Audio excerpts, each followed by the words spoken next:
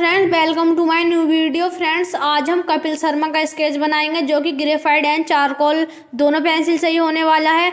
And friends, ये जो है A5 साइज की शीट है और हमने इस पर ग्रिड मेथड भी ड्रा कर लिया है। तो फ्रेंड्स, अब हम जो है इसमें आउटलाइन करेंगे। जब तक आप टाइम लैप्स देखिए।